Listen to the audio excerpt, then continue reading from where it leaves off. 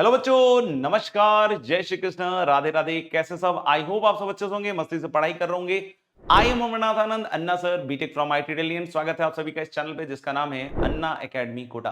बच्चों, चैनल पे नए हो तो फटाफट से चैनल को सब्सक्राइब कर लो। अगर आप क्लास 12th में आए हैं या फिर आपने ड्रॉप लिया है तो दोनों ही केसेस में आप जेई 2025 को टारगेट कर रहे होंगे। और मैं अपने अनुभव से आपको एक बात बता दूं कि ये जो साल होने वाला है ये पिछले साल से 2 गुना ज्यादा इंपॉर्टेंट है। जब आप क्लास 11th में थे तो आपने क्लास 11th में स्टार्ट किया था प्रिपरेशन करना, और जब बच्चे स्टार्ट करते हैं प्रिपरेशन करना तो बहुत सारे बच्चों से बहुत सारी गलतियां होती हैं, बहुत सारे ब्लंडर्स होते हैं, और ये सारी गलतियां माफ हो सकती हैं अगर आपने क्लास 12 को बहुत अच्छी तरीके से संभाल लिया।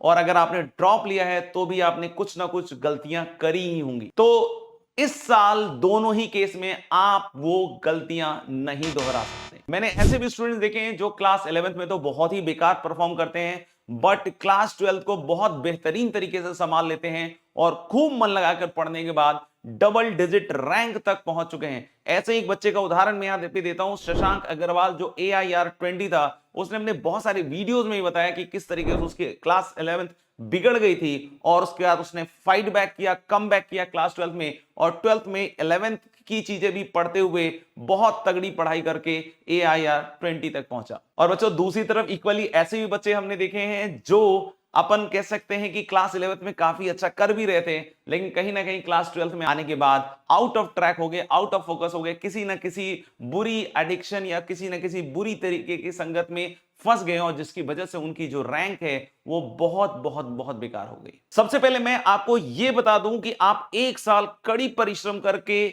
आप सही मेंटरशिप, सही गाइडेंस में जेई को क्रैक कर सकते हैं। चाहे आपकी 11th वेस्टेड हो गई हो या फिर आपने ड्रॉप लिया हो, आप एक साल में आईआईटी तक का सपना पूरा कर सकते हैं। इससे पहले मैं वीडियो में आगे बढ़ूं, सबसे पहले मुझे कमेंट करके बताओ कि आप अभी किस स्टेज में हैं, आप किस तरह का परफॉर्मेंस कर रहे हो, और सबसे बड़ा ब्लॉकर आप क्या फेस कर रहे हैं। आज बात करने वाला हूं ऐसे 6 टिप्स के बारे में जो आपको इस वीडियो को देखने के बाद पूरे साल तक याद रखनी है अगर आप चाहते हो कि आईआईटी में एक अच्छी रैंक लेकर आए। मैं ये टिप्स हमेशा अपनी पहली क्लास में क्लास 12 के स्टूडेंट्स को जरूर देता हूं, और जो भी बच्चे इसको पूरे दिल से फॉलो करते हैं और बिना चीटिंग के करते हैं तो 100% सक्सेस की गारंटी है। पहला और सबसे जरूरी स्टेप है कि अपने सिलेबस को सही टाइम पे कंप्लीट करना, क्योंकि टाइम मैनेजमेंट हमारे प्रिपरेशन की बच्चों फाउंडेशन है। दोनों ही केस में, दैट इज 12th के केस में एज वेल एज ड्रॉपर के केस में, मैं आपको ये टाइमलाइन शेयर करना चाहता हूं। क्लास 12 स्टूडेंट्स, आपका एम होना चाहिए कि अक्टूबर से नवंबर के बीच में आपका जो सिलेबस है वो फिनिश हो जाए। जब आप नवंबर एंड तक अगर अपना 12th का सिलेबस कंप्लीट कर लेते हैं तो आपके पास काफी सारा समय होता है कि आप अपने 11th के बैकलॉग्स को भी कंप्लीट करें और साथ ही साथ 11th प्लस 12th का एक बहुत बढ़िया रिवीजन कर सकें। और जैसा कि पता है आपको कि 12th के स्टूडेंट्स के लिए जो पहला अटेम्प्ट होता है वो बहुत ज्यादा सीरियस अटेम्प्ट होता है, तो पहले ही अटेम्प्ट में फिर आप बहुत अच्छी परसेंटाइल लेकर आ सकते हैं, और उसके बाद आप अपना पूरा फोकस बोर्ड के एग्जामिनेशन और एडवांस के एग्जामिनेशन पे लगा सकते हैं। वहीं अगर मैं ड्रॉपर्स की बात करूं तो मिड दिसंबर तक पूरी कोशिश होनी चाहिए कि आपका सिलेबस अच्छी तरीके से फिनिश हो जाना चाहिए, सो दैट कि आपके पास जो अब बचा हुआ समय है उसमें बहुत अच्छी तरीके से आप चीजों को रिवाइज कर अपने पहले अटेम्प्ट को बहुत अच्छी तरीके से टारगेट कर पाओ। और उसके बाद तो अगर आपका पूरा सिलेबस कंप्लीट हो तो फर्स्ट अटेम्प्ट से सेकंड अटेम्प्ट में आप और भी ज्यादा इंप्रूव कर सकते हो, क्योंकि आपको उसके बाद किसी भी चीज की टेंशन नहीं होती है। The second most important point is don't take tension of backlogs. दूसरा पॉइंटर है कि बैकलॉग की बच्चों टेंशन नहीं लेते हैं। बहुत बार क्या होता है कि हम बैकलॉग की टेंशन इतनी ज्यादा ले लेते हैं कि बैकलॉग उससे भी बड़ा हमें दिखने लग जाता है। मैंने ऐसे भी बच्चे देखे हैं जिनके 10-10, 15-15 चैप्टर्स बैकलॉग में थे और कोटा में, और बहुत बहुत आसानी से धीरे धीरे जब उसको कंसिस्टेंट वे में, एफर्ट वे में, बिल्कुल डायरेक्टेड वे में कंप्लीट किया गया तो एग्जाम आते आते सारे बैकलॉग जो है वो कंप्लीट हो गए। तो आपको एग्जाम के लिए बहुत टाइम मिलता है, सब कवर हो जाता है, तो इसलिए टेंशन बिल्कुल नहीं लेना है। तो the most important point is focus on your current studies. सबसे पहली चीज है दोस्तों कि नए बैकलॉग्स ना बनने दें। 2017 में एक स्टूडेंट मेरा था लक्ष्य शर्मा, जिसने AIR 10 अचीव करी थी। उसके बारे में बात करूं तो उसने बीच में एस्ट्रो ओलंपियाड होते हैं, एस्ट्रो ओलंपियाड के कैंप में गया था। स्टूडेंट गोल्ड मेडल लेके आया और वो ऐसे समय पे गया था जब पढ़ाई बहुत बहुत बहुत पीक पे होती है। 12th की पढ़ाई बहुत पीक पे होती है और उस समय कोई भी नहीं चाहता कि कोई भी बच्चा अपनी जेई की पढ़ाई से दूर हट कर जाए, लेकिन उसके बाद भी वो गोल्ड मेडल लेकर आया और उसके बाद आने के बाद जो भी उसका बैकलॉग का पोर्शन था उसने बहुत बहुत बहुत अच्छी तरीके से कवर कर लिया और यकीन मानिए वो AIR 10 लेकर आया। शुरू शुरू में तो उसको बहुत ज्यादा बैकलॉग की टेंशन हुई, उनके पेरेंट्स को भी काफी बैकलॉग की टेंशन हुई, बट धीरे धीरे जैसे जैसे उसको गाइड किया मैंने, उसने जैसे जैसे उसको कंप्लीट किया तो थिंग्स वेंट वेरी स्मूथ और लास्ट तक तो उसने जबरदस्त परफॉर्मेंस दिखा दी। इवन जो उस क्लास में टॉपर स्टूडेंट भी चल रहे थे, उससे आगे चल रहे थे, उनको भी उसने काफी अच्छी तरीके से पीछे कर दिया। Strategic completion of the syllabus, कोशिश यही होनी चाहिए कि सिलेबस हम जितनी जल्दी अगर कंप्लीट कर सकें विथ और of course depth, achieving depth in it, तो बैकलॉग्स कंप्लीट करने का हमारे को पूरा पूरा समय मिल जाता है। ऐसा देखा गया है कि 12th के कुछ पोर्शंस में अगर मैं बात करूं तो 11th की भी जरूरत पड़ जाती है। तो जब ऐसा कोई टॉपिक आपके सामने आ रहा हो तो कोशिश कीजिए कि 11th का उतना पोर्शन हम कम से कम उस चैप्टर के लिए रिवाइज कर लें और ये बहुत इंपॉर्टेंट है। अदरवाइज क्या होगा कि 11th के साथ साथ 12th भी पूरा का पूरा बैकलॉग हो जाएगा और सही में फिर बहुत ज्यादा टेंशन होती है बच्चों को। Coming to third point, mock test is your lifeline. मैंने ऐसे बहुत सारे बच्चे देखे हैं जो मॉक टेस्ट देने से घबराते हैं, बट बच्चों आपको पता है कि जेई के इम्तिहान को क्रैक करना है तो मॉक टेस्ट यानी कि टेस्ट को बहुत अच्छी तरीके से देना is very very much important. Regular test हम कोशिश करेंगे 15 दिन में, 20 दिन में कम से कम एक टेस्ट जरूर दें और लास्ट में जब सिलेबस कंप्लीट हो जाए तो कोशिश करें कि 5-5 दिन में एक एक टेस्ट जरूर दें। मेरा हर एक स्टूडेंट इस पर्टिकुलर स्ट्रैटेजी को अपनाता है और उससे जो सबसे बड़ी और सबसे इंपॉर्टेंट चीज होती है टेस्ट के हिसाब से, confidence as well as accuracy, वो दोनों काफी ज्यादा इंप्रूव हो जाती है। डिफरेंट टाइप ऑफ टेस्ट, ऐसा भी जरूरत पड़ता है। बहुत बार ऐसा होता है कि हम पार्ट टेस्ट देते हैं, बहुत बार हम लोग क्या करते हैं फुल टेस्ट देते हैं। तो पार्ट टेस्ट और फुल टेस्ट दोनों ही टेस्ट की अपनी जगह पे देखी जाए काफी ज्यादा अहमियत है।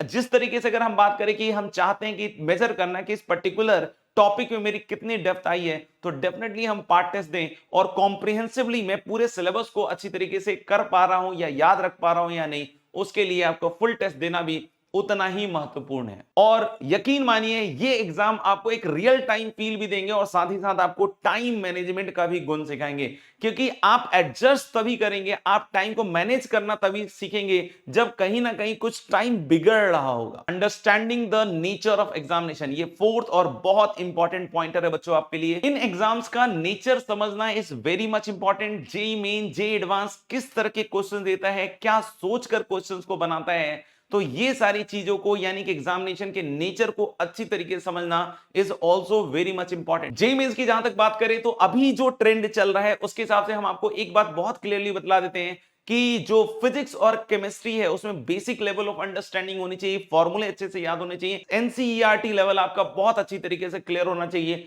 और देख सकते हैं कि अगर आप ये सारी चीजें और with good amount of practice अगर करते हैं तो काफी बढ़िया स्कोरिंग आप फिजिक्स और केमिस्ट्री में कर जाते हैं। तो एनसीईआरटी पे कमांड करना ना भूलें। मैथ्स डेफिनेटली ट्रिकी भी होगा, लेंदी भी होगा। जब जब लेंदी सवाल आएंगे तो ऑफ कोर्स हमें लगेगा कि यार हमारा फियर फैक्टर जो है एग्जामिनेशन का बढ़ रहा होगा। तो इसके लिए सबसे ज्यादा इंपॉर्टेंट होता है बच्चों पीवाईक्यूज को करना, प्रीवियस ईयर क्वेश्चंस को करना, क्योंकि प्रीवियस ईयर क्वेश्चंस वो टेस्ट, वो फ्लेवर आपको देते हैं जिसमें आपको पता चलता है कि यार ये जो सवाल है किस तरीके से घुमाकर भी पूछे जा सकते हैं। और you have plenty amount of previous year questions. अगर आप उन क्वेश्चंस को करीब करीब कर डालें तो मेरा मानना है कि हर एक चैप्टर आप बहुत ही स्मूथली निकाल सकते हैं। लेकिन वहीं पर अगर जेईई एडवांस की बात करें तो आप फिजिक्स के पेपर में देखिएगा कि उसमें अच्छे लेवल ऑफ प्रॉब्लम्स बनते हैं, मल्टी कॉन्सेप्ट्स को इन्वॉल्व किया जाता है। जैसा हो सकता है कि मैकेनिक्स के साथ कुछ इलेक्ट्रोडायनेमिक्स के फंडे लगा दें और इस तरीके से उन सवालों को फ्रेम किया जाता है। और डेफिनेटली इसमें वो सारे बच्चे बहुत अच्छा कर रहे होंगे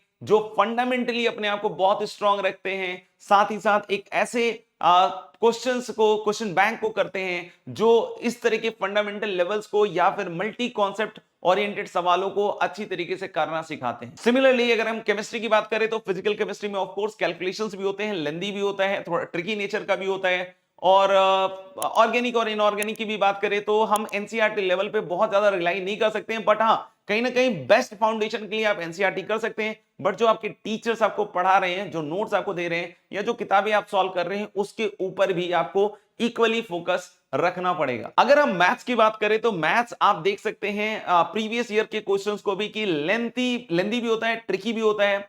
ऐसा नहीं है कि बहुत इजी टाइप ऑफ क्वेश्चंस आपको करने को मिलते हैं। जेई एडवांस की जहां तक हम बात करें तो इसमें of course previous year question तो आपको हेल्प जरूर करता है, लेकिन मेरा मानना है कि कोई एक कोचिंग मटेरियल या कोई एक किताब अगर आप कर रहे हो तो पूरा एंड टू एंड सॉल्व कीजिए। ऐसा मत कीजिएगा कि कुछ इस तरह से करें कि भाई थोड़ी सी इस मॉड्यूल के मैंने सवालों को सॉल्व कर लिया, कुछ हमने किताबों के सवालों को सॉल्व कर लिया। तो बहुत बार क्या होता है, बच्चे ऐसा करते हैं कि दोनों के इजी लेवल ऑफ क्वेश्चंस कर लेते हैं और एक अच्छे लेवल तक पहुंचने से कहीं ना कहीं रुक जाते हैं। तो मेरा ये कहना है कि if you are following any book तो उसको एंड टू एंड कीजिए, मतलब right from 0 level to 100 level. और अगर आप एक मॉड्यूल कर रहे हैं तो आप कंप्लीट कीजिए और बार बार अच्छे सवालों को बहुत बार रिवाइज करने की कोशिश कीजिए, सो दैट कि आपके दिमाग में वो सारे कॉन्सेप्ट बिल्कुल क्रिस्टल क्लियर हो जाए, रिकॉल वैल्यू जो है आपकी बहुत स्ट्रांग हो जाए। अब fifth point is set a target and work according to it. Set target मैं क्यों कह रहा हूं, अभी आपको एक टारगेट सेट कर लेना चाहिए, क्योंकि जितना ऊंचा टारगेट आप सेट करोगे,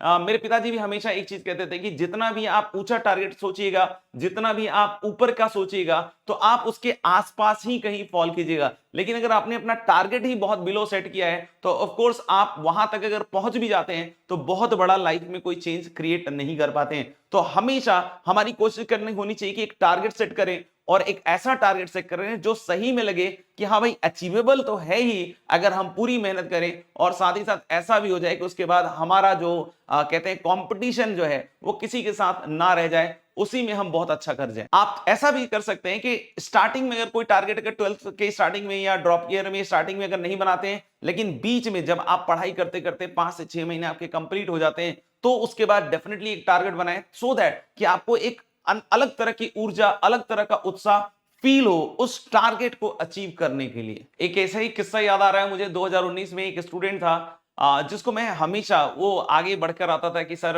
मैं इस टेस्ट में क्या सोचूं, है ना।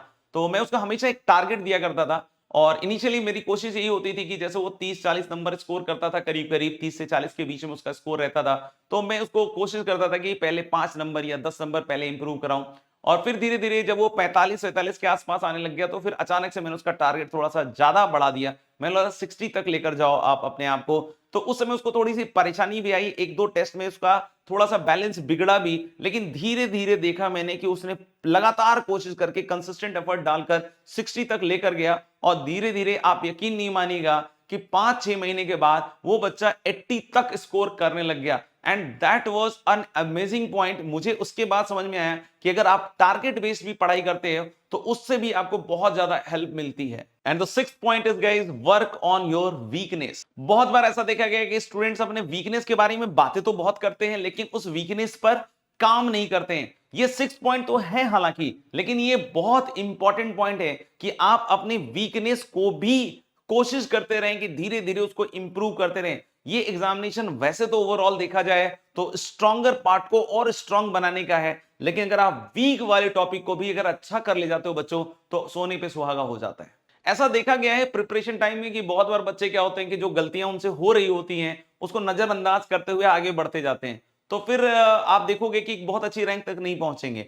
तो आपको क्या करना चाहिए कि जब आप प्रिपरेशन कर रहे हो तो आप अपनी गलतियों को भी साथ ही साथ सुधारते जाओ। तो वीकनेस सुधारने के लिए सबसे पहला काम होता है बच्चों, आइडेंटिफाई द एरियाज जो आपके वीक हैं। अगर आप 12th में हैं तो साथ ही साथ 11th में की गई गलतियां या जो आपकी वीकनेसेस है उस पे भी आप साथ ही साथ पैरेलल सिस्टम बनाकर काम करते जाएं। सबसे पहले एक काम करना चाहिए कि पेन पेपर लेकर बैठो और कोशिश करो कि वो जितनी भी गलतियां आपने अभी तक की हैं वो रिपीट ना हो, इसलिए सबसे पहले उन सारी गलतियों को लिखो और निश्चय करो, संकल्प करो कि ये गलतियां अब मुझसे दोबारा नहीं होंगी। और जब ये आइडेंटिफिकेशन वाला काम हो जाए तो सेकंड स्टेप, सेकंड लेवल पे हम एक काम करते हैं कि हम पेन पेपर लेकर बैठे हुए हैं ऑफ कोर्स, तो हम एक प्लान बनाएं। हम एक प्लान बनाएं कि किस तरीके से कंसिस्टेंट वे में हम हर दिन कुछ ना कुछ उस पार्ट को कंप्लीट करते जाएं, सो दैट कि हमारी जो वीकनेस है वो धीरे धीरे धीरे धीरे खत्म हो जाए। ऐसा भी होता है बहुत बार कि एक गलती तो बच्चे यही करते हैं कि बहुत लेस नंबर ऑफ आवर्स अपनी पढ़ाई का दे रहे होते हैं, तो आपको बिल्कुल ये लिखना चाहिए कि अगर आप मान लीजिए कि हो सकता हो 3 घंटे या 2 घंटे ही आपने सेल्फ स्टडी करी है, तो आपको यही कोशिश करनी चाहिए कि भाई अब इस साल और इस समय पे हम कम से कम क्लासेस के अलावा 7 से 8 घंटे 9 घंटे तक अपनी प्रिपरेशन को बढ़ाएं। अगर आप 5 घंटे आपकी क्लासेस चल रही हैं तो कम से कम 9 घंटे यानी कि 14 आवर्स का टाइट शेड्यूल बनाते हुए पढ़ाई करें। तो बच्चों ये इंपॉर्टेंट पॉइंट से ये स्ट्रेटजी है जिससे आप जेई 2025 को बहुत अच्छी तरीके से, मेरा मानना है कि क्रैक कर सकते हैं। इसमें का हर एक पॉइंट आपको इंप्लीमेंट करके दिखाना है। अगर आपने अपने आप को इसमें पूरी तरीके से झोंक दिया, पूरे समर्पित वे में झोंक दिया, तो मेरा मानना है कि आप बहुत अच्छा करके आएंगे।